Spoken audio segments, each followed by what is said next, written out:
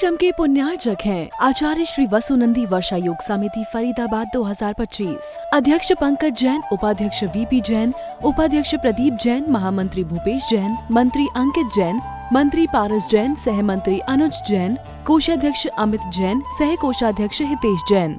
आत्म कल्याण के इच्छुक उपस्थित सभी महानुभाव,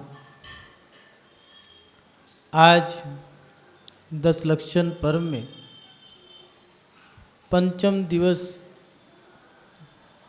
उत्तम सत्य धर्म का दिवस है। आप सभी लोग सत्य धर्म की पूजा भी कर रहे होंगे, लेकिन सत्य धर्म है क्या? दिगंबर मुनिराज, महाव्रती, उत्तम पात्र यावत जीवन झूठ बोलने का त्याग कर देते हैं। ऐसा झूठ जिससे किसी के प्राण चले जाएं,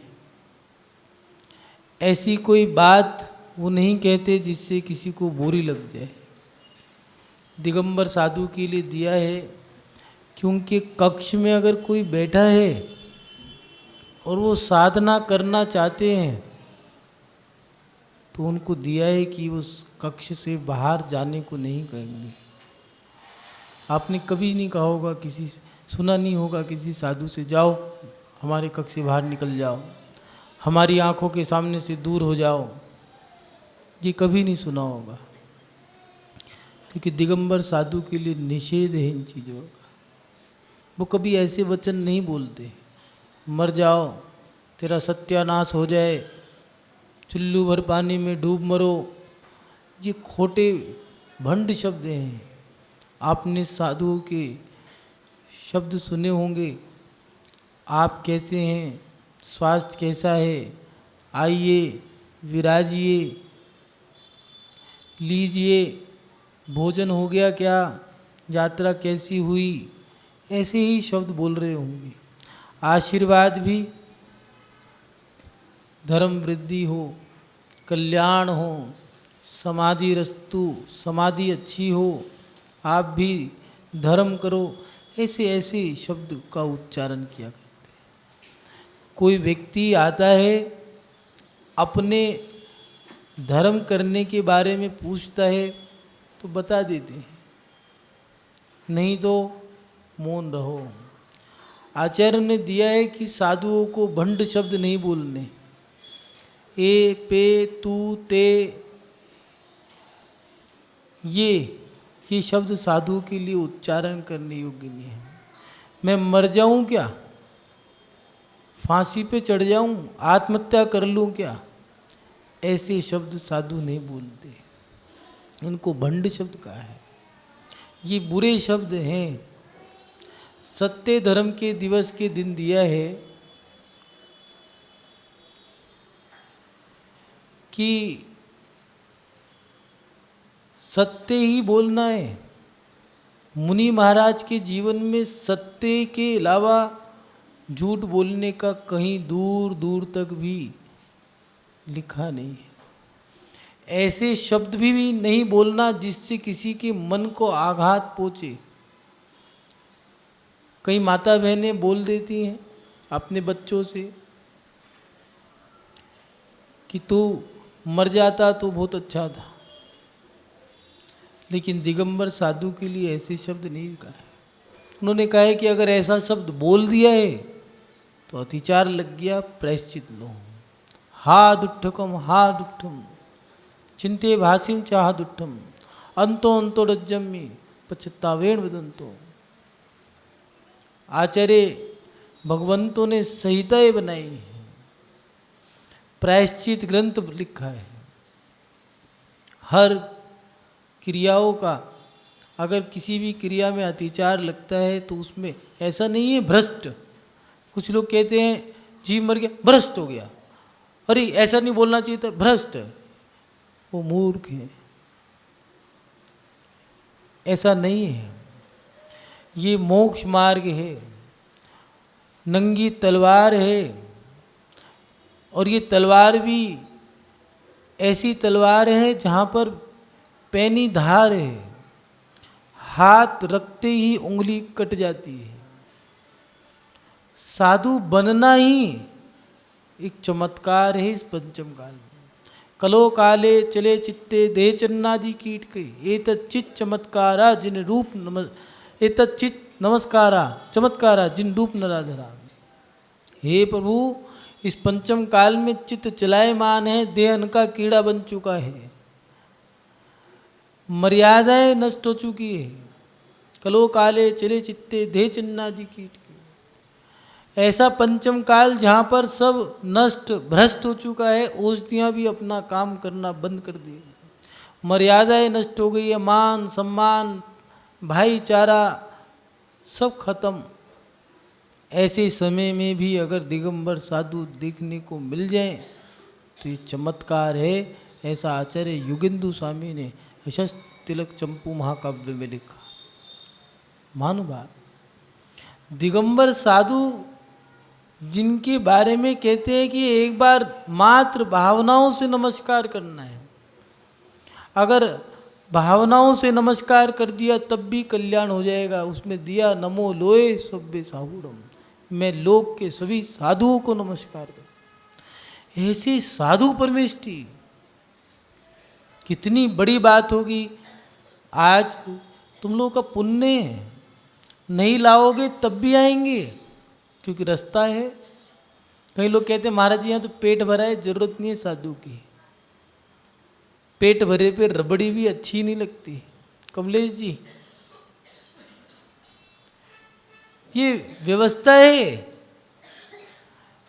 संसार का नियम है कि भूखे पेट पे कभी कभार जब हम यात्रा पे जाते हैं तो एक डब्बे के अंदर पत्नी ने 2 पराठे बांध दिए।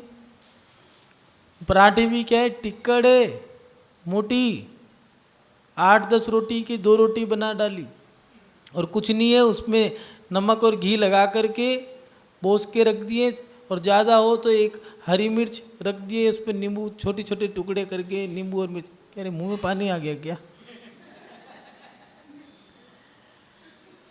या फिर आम का अचार रख दिया है जरा सा। थक गए हैं, पहाड़ चढ़ के उतरे हैं, या पूरे दिन की मेहनत करिए, भूख लग रही है, उस समय वो टिक्कड़ भी अच्छी लगती है। क्यों? खाली पेट है।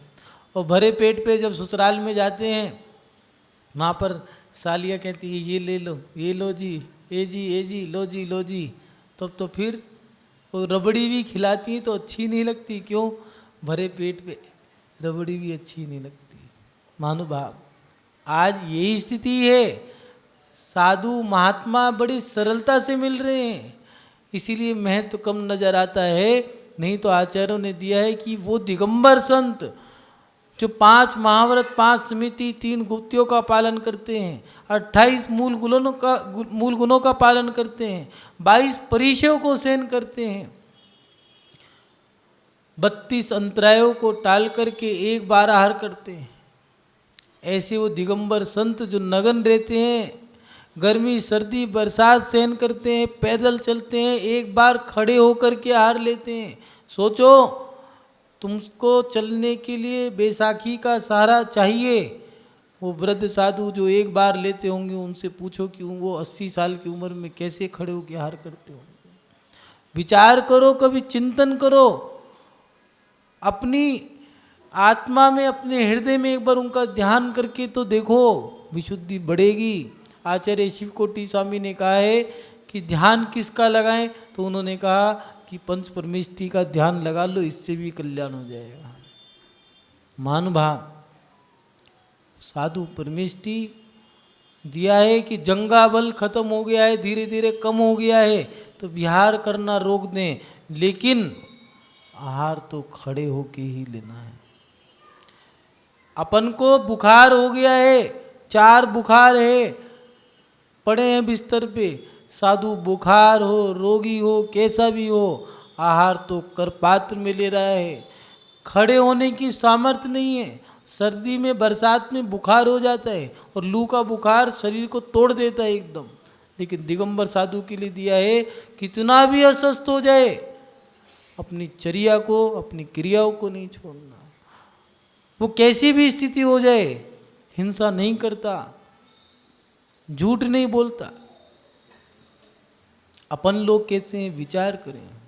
हम ऐसा धर्म पालन नहीं कर सकते, हम मुनि महाराज नहीं हैं। कई लोग कहते हैं कि महाराज जी हम गृहस्थ हैं, आप हमारे सामने मुनियों की चर्चा करते हैं, हम क्या करें, हैं तो हम पहली क्लास में पढ़ने वाले, चर्चाएं PhD की होती हैं, क्या करें। महानुभाव, आपका और हमारा एक पुण्य है कि हमारे आचार्यों ने 2 प्रकार का धर्म बताया है। जैन धर्म एकांतवादी नहीं है। कुछ लोग शरीर शरीर की पूजा करते हैं, कुछ लोग आत्मा आत्मा को मानते हैं, चिल्लाते हैं गला फाड़ फाड़ के आत्मा आत्मा आत्मा आत्मा। वो 1 नंबर के मूर्खानंद है, क्योंकि अभी वो समझे नहीं है जैन धर्म कभी भी एकांतवाद नहीं होता। जैन धर्म में हर चीज 2 बताई, जीव के भी 2 भेद कर डाले, एक भव्य और एक अभव्य। धर्म के भी, मोक्ष के भी 2 मार्ग बता दिए, एक सकल वृत्ति और एक देश वृत्ति। महानुभाव, आपका पुण्य है कि आपने ऐसे धर्म को स्वीकार किया है। आचार्यों ने आपके लिए भी धर्म बताया है, क्योंकि सत्य को अगर सत्य ही बोल दोगे तो आपके जीवन में थोड़ा सा विवाद खड़ा हो सकता है। कुछ लोग कहते हैं कि हम स्पष्ट वक्ता हैं, हमसे तो जो है बोलना ही पड़ेगा, हमें तो महाराज जी हमसे कंट्रोल नहीं होता, हम तो जो है बोल देते हैं। याद रखना, जो मन चाह बोलते हैं उन्हें अनचाह सुनना पड़ता है। इसीलिए जवान पे लगाम लगानी पड़ेगी आपको, कब कैसे कहाँ कितना बोलना है इस पे विचार करना पड़ेगा। और महानुभाव, आज इसी बात के लिए हम आचार्य भगवंत समंतभात स्वामी के चरणों में जाकर के देखते हैं कि आचार्य समंतभात स्वामी जी क्या लिख रहे हैं। उन्होंने बहुत अच्छी तरीके से सत्य की परिभाषा बताई है गृहस्थों के लिए। क्या बताई है एक बार देख लें, वो क्या लिख रहे हैं। आचार्य भगवान लिख रहे हैं, स्थूल मलिकम न वदति ना प्राण वाद्यति सत्यमपि विपदे यत्तदंति संता स्थूल मृषावदात वै रमणम। यहाँ आचार्य भगवान लिख रहे हैं कि जो स्थूल झूठ को ना स्वयं बोलता है, स्थूल मलिकम न वदति ना प्राण वाद्यति सत्य में विपदे, और ना दूसरों से बुलवाता है, और ऐसा सत्य भी नहीं बोलता न दूसरों से बुलवाता है जो दूसरों के प्राण घात के लिए हो। यत्तदंति संता, ऐसे संत पुरुष उस व्यक्ति को धर्मात्मा कहते हैं, सत्यानुव्रति कहते हैं। महानुभाव, समझ लें, कुछ लोग सत्य के बारे में अपनी परिभाषा रख देते हैं। आज बड़ी विडंबना है, प्रत्येक व्यक्ति शास्त्र लिखना चाहता है। एक व्यक्ति आया, कहने के महाराज जी हमने द्रव्य संग्रह की टीका लिखी है, आप इसको पढ़ना। हमने सोचा होंगे कोई बहुत बड़े, हमने पूछा कितनी प्रतिमा है आपके पास, कौनी। हमने कहा ठीक है, 1 प्रतिमा, 2 प्रतिमा, 5 प्रतिमा, 7 प्रतिमा रख के कौनी, कोई प्रतिमा नहीं है। हमने कहा कोई बात नहीं, शुद्र जल का त्याग होगा, कहने लगे कौनी। हमने कोई बात नहीं, अणुव्रती तो होंगे, कह रहे कौनी। तो हमने कोई बात नहीं, मुनि महाराज के साथ रहते होंगे, कह रहे नहीं कौनी। रात्रि भोजन का तो त्याग होगा, कौनी। तो फिर काय का कर रहा है, भाग यहां से। द्रव्य संग्रह की टीका लिखता है, बाजार का खाता है, घर में रात को खाता है, फिर गुर्राता है, ऊपर से शास्त्र लिखते हैं। आज व्यक्ति शास्त्रों को लिखने लग गया है, लेकिन उसे यही नहीं पता धर्म क्या है। महानुभाव, आचार्य समन्वत स्वामी जी ने सत्यानुव्रत की परिभाषा बताई है। महाव्रती भी होते हैं तो अणुव्रती भी होते हैं। 2 प्रकार का धर्म बताया है। 5 पाप हैं, इन पापों का त्याग करना यही धर्म है। इन 5 पापों का संपूर्ण रूप से त्याग कर दें वो महाव्रती, और जो अनुरूप से त्याग करें वो अणुव्रती। उन 5 पापों की रक्षा के लिए 3 गुणव्रत, 4 शिक्षाव्रत, ये 7 शील है। और मुनि महाराज की 8 प्रवचन मार्तिकाएं हैं, 5 ईर्या समिति और 3 गुप्तियाँ। इनके माध्यम से 5 महाव्रतों की रक्षा होती है। और आपके 7 शील जो हैं, 4 शिक्षाव्रत, 3 गुणव्रत, इनके माध्यम से आपके अनुव्रतों की रक्षा होती है। इन 5 पापों का ही त्याग करना है, बस इसके माध्यम से हमारा कल्याण हो जाएगा। इसमें हिंसा, झूठ, चोरी, कुशिल, परिग्रह, ये 5 पाप दिए हैं। उसी में एक सत्यानुव्रत है जो आज आप इसकी पूजा कर रहे हैं, सत्य महाव्रत की। मुनि महाराज संपूर्ण रूप से झूठ का त्याग कर देते हैं। गृहस्थों के लिए कुछ मर्यादा बना दी है। कुछ लोग कहते हैं व्यापार कैसे करेंगे, अगर सच बोलेंगे व्यापारी, ये ग्राहक तो भाग जाएगा। सब व्यवस्था व्यवस्थित है, चिंता मत करो। आचार्य भगवान ने दिए, जो स्थूल झूठ को न स्वयं बोलता है, ऐसा झूठ ना तो स्वयं बोलता है ना दूसरे से बुलवाता है, और ऐसा सत्य भी नहीं बोलता और दूसरे से भी नहीं बुलवाता जिससे किसी के प्राण चले जाए। जैन धर्म कहता है सच बोलो, लेकिन ऐसा सच मत बोलना जिससे किसी के प्राण चले जाए। पहले लोग मन की बात कर लिया करते थे एक दूसरे के साथ। आज बड़ी पीड़ा है लोगों में। हर दूसरे तीसरे व्यक्ति के अंदर आपको शुगर की बीमारी मिल जाएगी।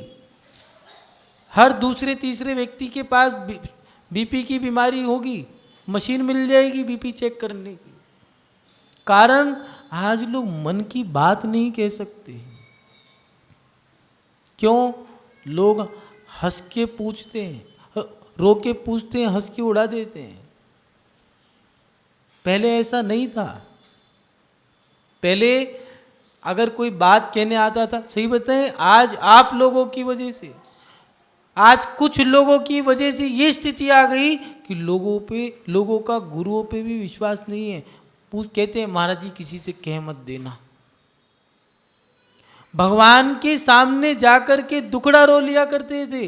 आज डर लगता है कोई सुन ना ले, नहीं तो मोहल्ले में बात फैल जाएगी। लड़की का रिश्ता पक्का हो जाता था, पूरा गांव खुशियां मनाता था। आज खबर पता ना लग जाए, अगर पता लग गई तो बस उधर फोन कर दिया, अरे वो तो डिप्रेशन की पेशेंट है, कहाँ तुमने लड़का फंसा दिया।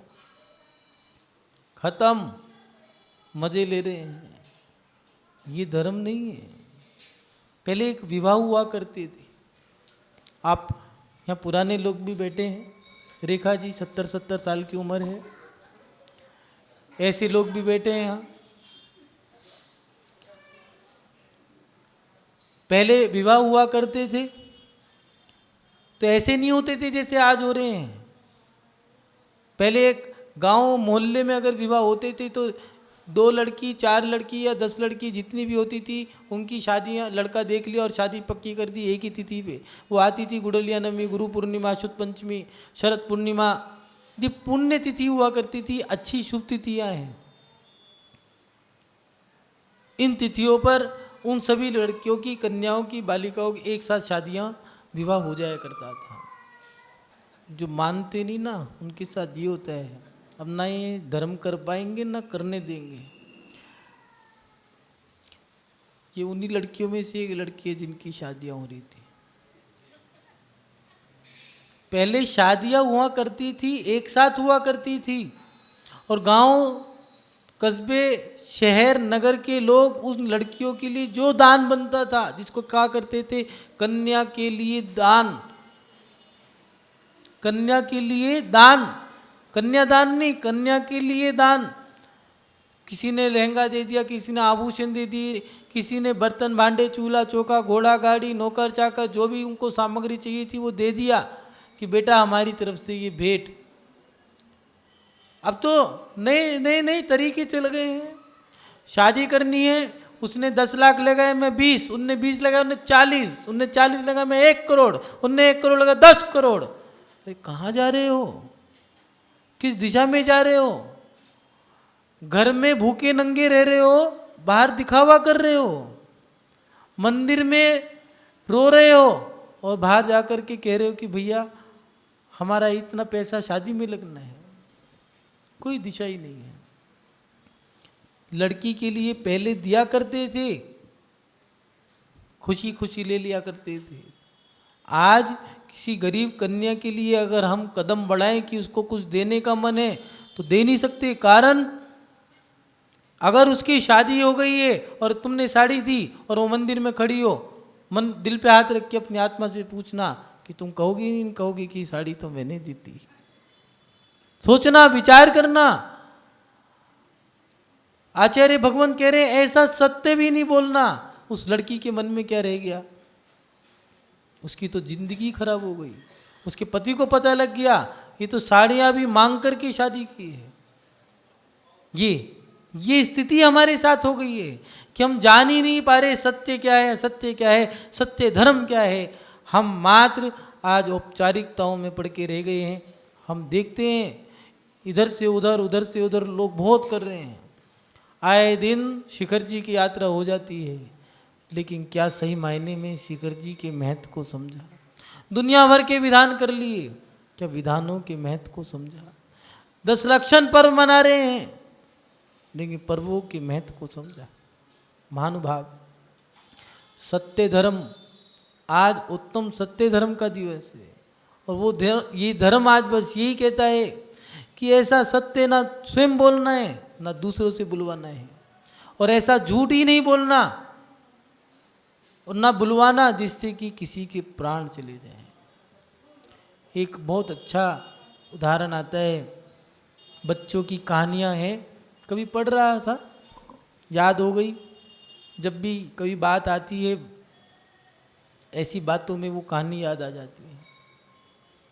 क्या हुआ, एक लकड़ आ रहा था, जंगल में लकड़ी काटने के लिए जाया करता था, और लकड़ियां जो कट जाती थी उनको बेच करके अपना जीवन यापन कर लेता था। अब आप नहीं समझोगे, कारण ये छोटे मंदे लोगों की बात है, मतलब जो 1-2 रुपए में गुजारा कर लिया करते थे। यहाँ आप लोगों तो क्या है, कई साधु छतों पे नहीं बैठते, हजारों लीटर पानी ऐसी बर्बाद हो जाता है, मोटर खोल के रख दिए, कोई पता नहीं। आप नहीं समझोगे पानी की कीमत क्या होती है, पैसे टके की कीमत क्या होती है, एक गरीब जानता है। आप नहीं समझोगे, आप गरीब हो ही नहीं। जैन समाज गरीब नहीं है, इसीलिए तो पैसे की बर्बादी करती है, अन्न की बर्बादी करती है, धन की बर्बादी करती है। लेकिन गरीब होना भी जरूरी है। जो गरीब होके अमीर बनते हैं वो हर चीज़ की कीमत जानते हैं, इसलिए एक बार गरीबी जरूर आनी चाहिए। ऐसा मत सोचना महाराज जी श्राप दे रहे हैं, भावना बहा रहे हैं, क्योंकि उससे वैल्यू पता लगती है धन की। और जीवन में एक बार बीमार भी होना चाहिए, क्यों? उससे पता लगता है, वैल्यू पता लगती है तन की। गरीब होने से धन की और बीमार होने से तन की महत्ता पता लग जाती है। वो लकड़हारा लकड़ियाँ काट के लाता था, अपना जीवन उसी से जीता था। एक दिन घटना घटी कि जंगल में जो शेर था, जंगल का राजा, वो जिस रास्ते से जाता था वो लकड़हारा उसी रास्ते में बैठा था। लकड़हारे ने देखा ये क्या, आज तो मैं गया। वो तो अपना मस्ती से आ रहा था, उसने देखा ही नहीं, आओ दाओ कुछ देखा ही नहीं, वो तो ठीक है अपनी धुन में चलता जा रहा था। जब देखा उसने सामने की तो शेर बैठा है, वो तो गया। वो सोचने लगा कि मेरे पैरों की चाप शेर की कानों में पड़ी कैसे नहीं, कुछ गड़बड़ है। वो वाकई में गड़बड़ थी। शेर के पैर में कांटा लगा था, बबूल का कांटा जो इतना बड़ा होता है। शेर घायल था। लकड़हारे ने कहा मरना तो मुझे है ही है, छोड़ेगा तो है नहीं।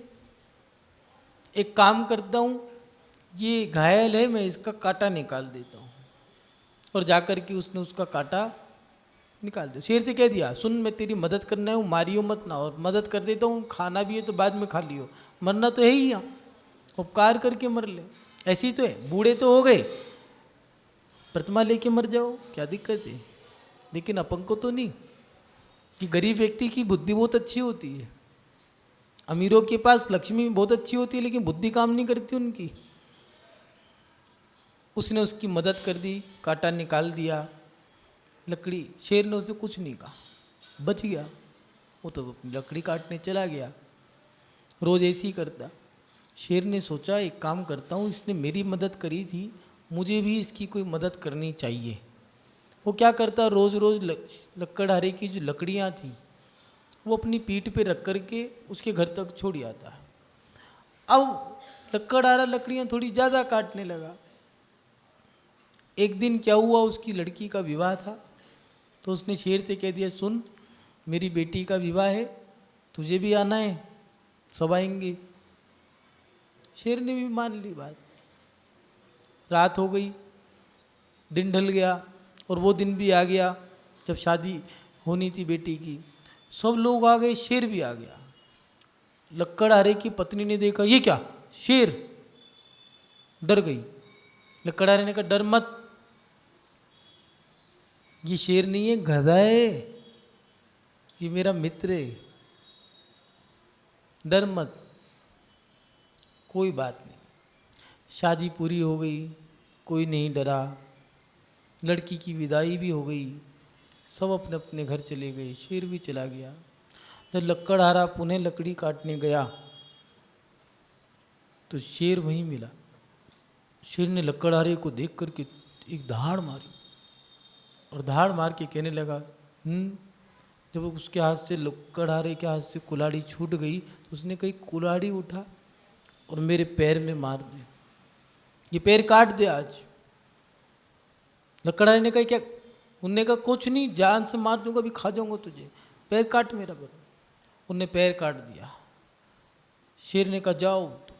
लकड़हारे ने कहा, हुआ क्या ये, बताओ तो सही।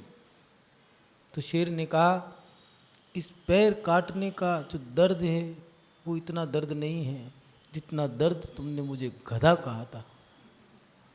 मैं ईमानदारी से अपनी मित्रता निभा रहा था, तुमने मेरे ऊपर उपकार किया, मैं उपकार का बदला उपकार कर रहा था, लेकिन तुमने जो दो शब्द बोल दिए वो तुम्हारी बोली गोली की तरह घाव कर रही थी।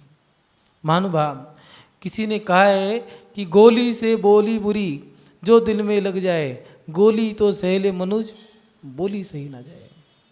इस कार्यक्रम के पुण्यार्चक थे आचार्य श्री वसुनंदी वर्षा योग समिति फरीदाबाद 2025, अध्यक्ष पंकज जैन, उपाध्यक्ष वीपी जैन, उपाध्यक्ष प्रदीप जैन, महामंत्री भूपेश जैन, मंत्री अंकित जैन, मंत्री पारस जैन, सह मंत्री अनुज जैन, कोषाध्यक्ष अमित जैन, सह कोषाध्यक्ष हितेश जैन।